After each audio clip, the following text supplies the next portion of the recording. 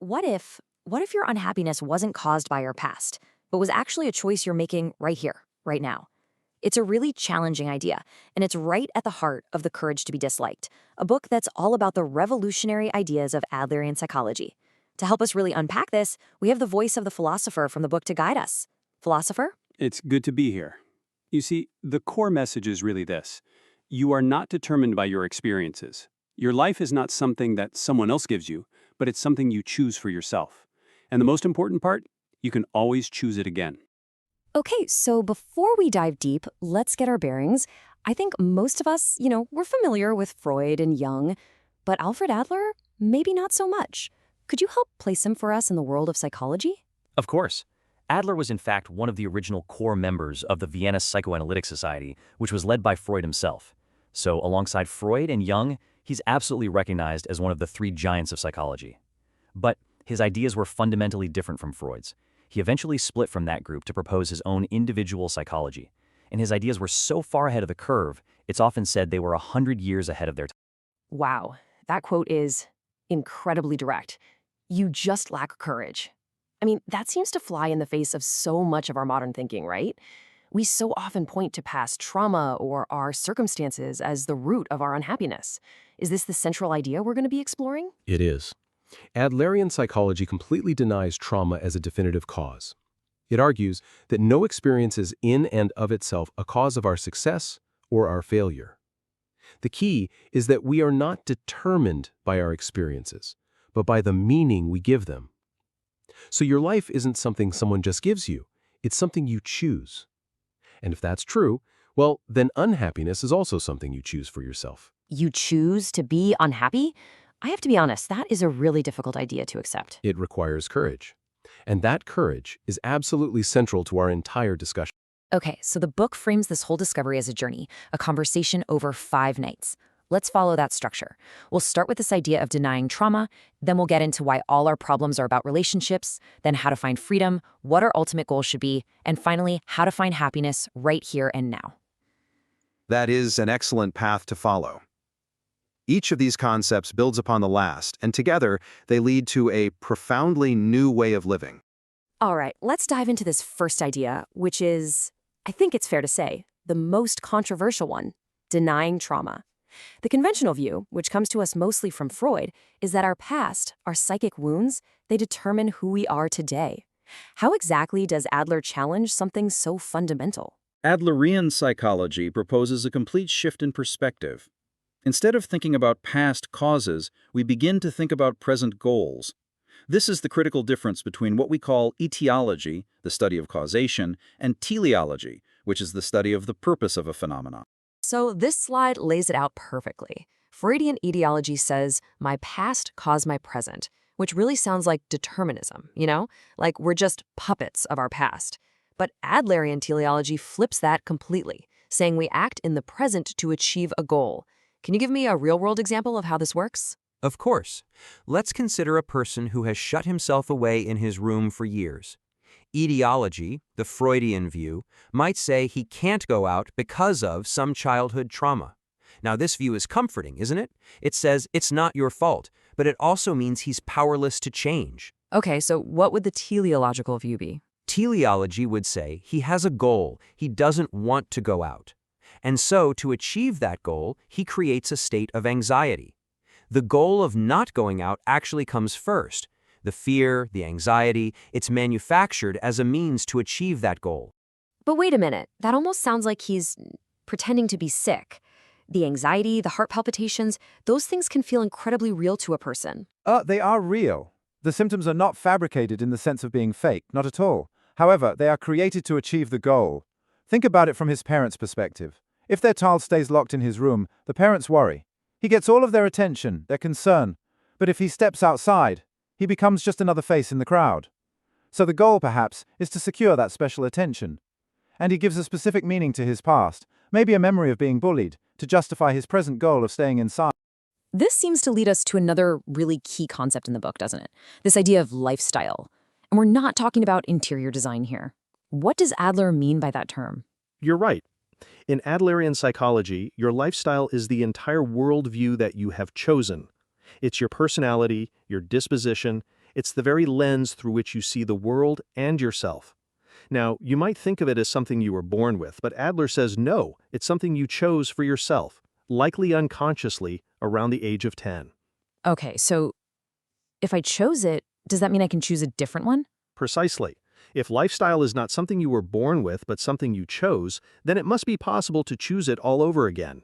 The only reason you feel you are unable to change is because you are making the persistent decision not to change. It's often easier and feels more secure to stay just the way you are, even with all the complaints, than it is to face the anxiety of becoming a new self. It takes courage. And there's that word again, courage. It really seems to be the common thread here. Okay, so let's move on to the second night's topic. This is another one of those huge, sweeping statements. All problems are interpersonal relationship problems. I mean, all of them? Really? What about those internal struggles? Feelings of self-worth, or just that existential dread we sometimes feel? Well, Adler's position is that even those so-called internal worries don't exist in a vacuum. The shadows of other people are always present. Think about it. To get rid of your problems entirely, all you would have to do is live in the universe completely alone. But that's impossible.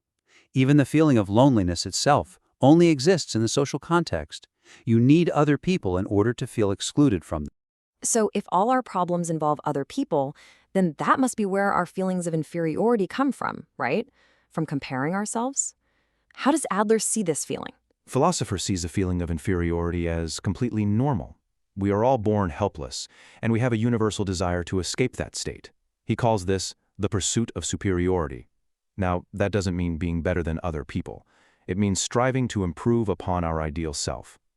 A feeling of inferiority simply arises when we compare our current self to that ideal, and in that way, it's actually a healthy stimulant for growth. But it so often doesn't feel healthy.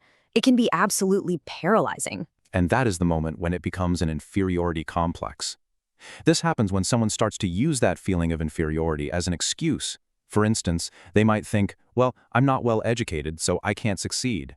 But in Adlerian terms, what they're really saying is, I don't want to succeed because I'm afraid to try and possibly fail. The lack of education becomes a convenient shield, a justification for avoiding life's challenges. And that ties right back into this idea of comparison. If we're constantly measuring ourselves against other people, then our whole life just becomes one big competition. Exactly. And if you see life as a competition, you will inevitably see other people as your enemies. You'll start to perceive their happiness as your defeat, which is why you can't truly celebrate it, and the world becomes a dangerous, perilous place. And you will never, ever have a moment's peace, because you feel you must always be winning. So, what's the way out? What's the alternative? To simply step out of the competition. To see other people not as rivals to be defeated, but as comrades on the same journey. The moment you are able to truly feel that people are my comrades, your entire way of looking at the world will change, and the world itself will begin to appear before you as a safe and pleasant place. Seeing people as comrades instead of competitors, that is a huge mental shift. But it sounds really difficult in practice, especially when we feel the weight of what other people expect from us or how they judge us. And this brings us to the third night, which offers a very practical tool for this, the separation of tasks. Yes, this is perhaps the most direct route to ridding yourself of these interpersonal relationship problems. We have to learn to distinguish, very clearly, between what is my task and what is someone else's task. Okay, so how do we do that? How do we make that distinction when things feel so tangled up? What's the guiding question we should ask ourselves? Philosopher, it's actually very simple. You just ask, who ultimately receives the result of this particular choice or action? Let me give you an example. A parent might want their child to study hard. The parent can encourage them, provide a good environment, but studying itself is the child's task. If the child chooses not to study, the ultimate consequence, the poor grades, the limited opportunities, is something the child receives. A parent who tries to force the child to study is actually intruding on another person's task. Okay, so looking at this table, it means I'm in control of my choices, but I am not in control of how other people react to them. That's a big one. I think so many of us are just paralyzed by the fear of what other people will think. But what other people think of you, that is their task, not yours. If you are constantly seeking recognition from others, if you are living just to satisfy their expectations, you are not living your own life. You must not interfere in other people's tasks, and just as importantly, you must not let them interfere in yours. And this brings us right back to the title of the book. Separating our tasks, living our own lives, it means we have to find the courage to be disliked. Philosopher, it is the ultimate sign of freedom. You see, when you are disliked by someone, it's actually proof that you are exercising your freedom and living in accordance with your own principles. Trying to be liked by everyone is an utterly unfree and impossible way to live. The cost of freedom is that you will inevitably be disliked by some people. That is a cost you must be willing to pay. So far, this philosophy feels very focused on the individual. It's about my goals, my lifestyle, my tasks. But the fourth night seems to shift the focus from the self to the collective, to something bigger. What is the ultimate goal of all this? The ultimate goal of all our interpersonal relationships is something Adler calls a community feeling. This is the sense that you have a place in the world, a deep sense of belonging. It is the feeling of being at home here among others. And how do we actually achieve this community feeling? You're mentioning horizontal versus vertical relationships. That's not everyday language. What does that mean exactly? A vertical relationship is one based on hierarchy. You have a superior and an inferior. Think of a parent and child or a boss and an employee. It's a relationship that involves judgment, praise, and rebuke. A horizontal relationship, however, is based on equality. Even if people are different in terms of their age or their experience, they are fundamentally equal as human beings. In this kind of relationship, we see others as comrades, and that is the foundation of community feeling. This comparison between praise and encouragement is, well, it's fascinating. I think most people, myself included, see praise as a good thing, a positive thing. So what's the problem with it? The issue with praise, saying good job, is that it's a vertical communication. It's a judgment that is passed down from someone in a superior position, and it carries the subtle implication that the other person is incapable. Encouragement, on the other hand, is horizontal, saying thank you, or you were a great help. That conveys gratitude and respect between equals. It helps the other person feel that they have value without making any judgment about their abilities. And that is what builds a genuine sense of worth and fosters community. This all seems to be building toward the final and, I guess, the most important question of all. So after we've separated our tasks and we're building these horizontal relationships and fostering a sense of community, what is happiness? This is what the fifth and final night is all about. Yes. And Adler's conclusion here is both incredibly simple and incredibly profound. Happiness is not a destination. It's not something to be reached after you accumulate wealth or fame. It is something that can be felt right here, in this very moment. So how do we find it? The book outlines these three pillars. Let's start with self-acceptance. How is that different from, say, self-affirmation, or just telling yourself, I'm great, over and over? Self-affirmation can easily become a life lie. Self-acceptance is about honestly accepting who you are right now, your incapable self, and then focusing your energy on the things you actually can change. If you can't do something, you accept that fact and you move forward from there. From that place of acceptance, we must then have confidence in others, to believe in them unconditionally, without asking for collateral or proof. This is absolutely necessary to build deep, horizontal relationships. And finally, all of this culminates in a contribution to others. So happiness is the feeling of contribution? It's not the recognition you get for it or the thank yous. It's the internal feeling itself? Exactly. One's worth is found at the very moment one can feel I am of use to someone. This contribution does not need to be some grand, world-changing gesture. Simply being can be a contribution to those around you. The happiness is in the feeling that you are contributing to your community of comrades. And this feeling, it can be experienced in any moment. You don't have to wait for the future. You can be happy now. This metaphor of life as a dance is just so beautiful. The idea that life isn't a linear journey from some starting point to a destination. I mean, if it were, most of our life would just be a means to an end, wouldn't it? Just a commute? Yes, precisely. Life is a series of moments, a series of dots.